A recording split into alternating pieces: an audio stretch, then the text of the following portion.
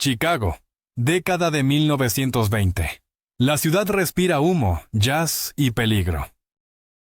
En las sombras, una figura emerge, elegante, astuta, implacable.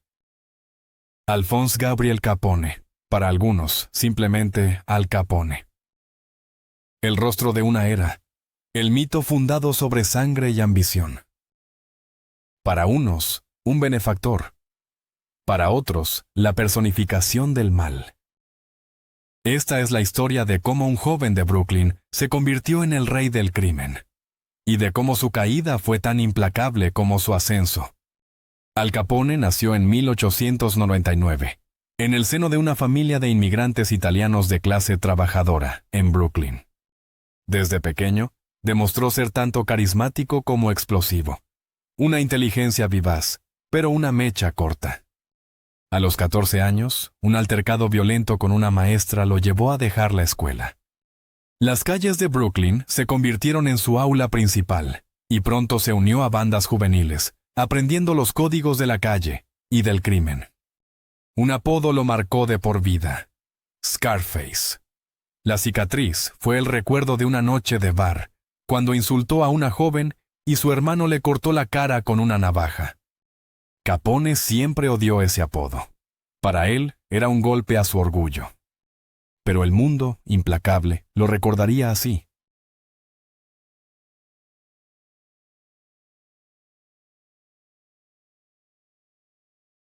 La oportunidad para escalar en el bajo mundo llegó con la prohibición, en 1920. El alcohol fue declarado ilegal en todo Estados Unidos, pero el deseo de beber seguía intacto. Para Capone, con su olfato para los negocios, o más bien, para la falta de escrúpulos, fue como encontrar oro bajo las calles de Chicago. Capone trabajó primero bajo la tutela de Johnny Torrio. El dinero fluía: apuestas, licor clandestino, prostitución. No había una esquina en la ciudad en la que no se sintiera su sombra. Cuando Torrio fue herido en un atentado, Capone tomó el mando. Tenía apenas 26 años. Para entonces, se calculaba que sus operaciones generaban cerca de $100 millones al año. Miles de bares clandestinos, speakeasies, funcionaban bajo su protección. Policías, jueces, políticos, todos tenían precio, y Capone sabía exactamente cuál. El Chicago Outfit, su organización criminal, expandía tentáculos de miedo y corrupción.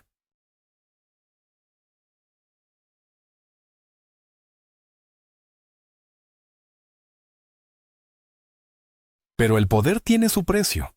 No era solo una cuestión de dinero, sino de sangre. Cualquier rival, cualquier traidor, encontraba el fin al cruzar el camino del rey de Chicago. Su reinado de terror se hizo mundialmente infame con la masacre del día de San Valentín, en 1929. 7 miembros de la banda rival de Bugs Moran, emboscados y ejecutados a sangre fría. Aunque Capone nunca fue vinculado formalmente, la ciudad entera susurraba el mismo nombre detrás del crimen. Nadie se atrevía a levantar la voz. El mensaje estaba claro: el trono se defendía con fuego. Pese a su brutalidad, Capone cultivó una imagen pública casi heroica. Abría comedores sociales donde daba pan caliente a los más necesitados en plena Gran Depresión. Regalaba dinero en las calles, saludaba a multitudes. El Robin Hood de Chicago, decían algunos periódicos. Trajes de seda, autos lujosos, sombreros de ala ancha. El showman del crimen, siempre bajo el foco de la prensa. Pero tras esa sonrisa de celebridad, la ciudad seguía temiendo sus órdenes y su furia. El gobierno federal buscaba una grieta. La encontraron: evasión de impuestos. En 1931, Al Capone fue declarado culpable. Sentencia: 11 años. Trasladado a Alcatraz, la leyenda se apagó. Su salud quebrada por la sífilis. Pasaba horas solo, combatiendo los fantasmas de un imperio destruido. En 1947, a los 48 años, murió en su mansión de Florida. Al Capone: éxito y caída, violencia y carisma. La lección, a veces, los más temidos caen. No por la ley, sino por una simple factura impaga. Antes de que todo se viniera abajo, Al Capone alcanzó una cima que muy pocos han tocado en el mundo criminal: construir un imperio ilegal usando el maquillaje de la respetabilidad. No era simplemente un gángster, era un estratega, un empresario hecho a sí mismo y, sobre todo, un símbolo. Donde otros se ocultaban tras las sombras, él se mostraba sin miedo.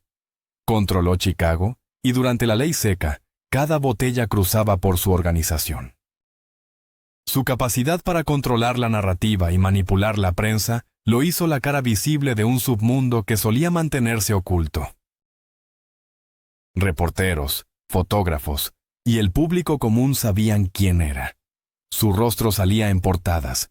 Así nacía la leyenda, un hombre que, en vida, ya era mito. Su poder era tan palpable que su sola presencia podía doblegar voluntades.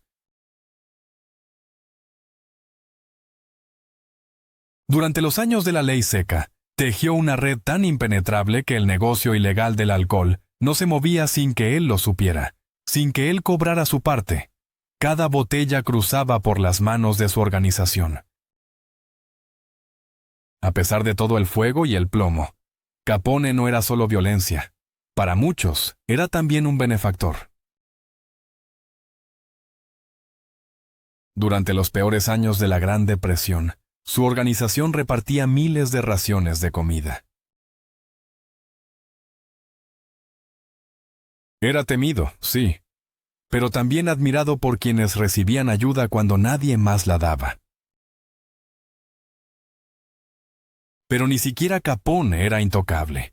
El sistema, enfrentado por primera vez a una amenaza tan abierta y popular, se vio obligado a cambiar. Las autoridades locales no podían atraparlo con los métodos de siempre. Balas y redadas frontales fallaban. La red de Capone parecía impenetrable, sus operaciones demasiado astutas para la policía de la época. Ante la crisis, el sistema tuvo que reinventarse. El FBI, una agencia naciente, fue llamada a intervenir.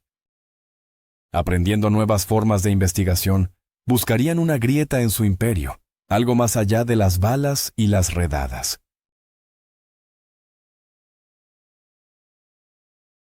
Pero donde balas y redadas fallaban, triunfó algo inesperado: la contabilidad.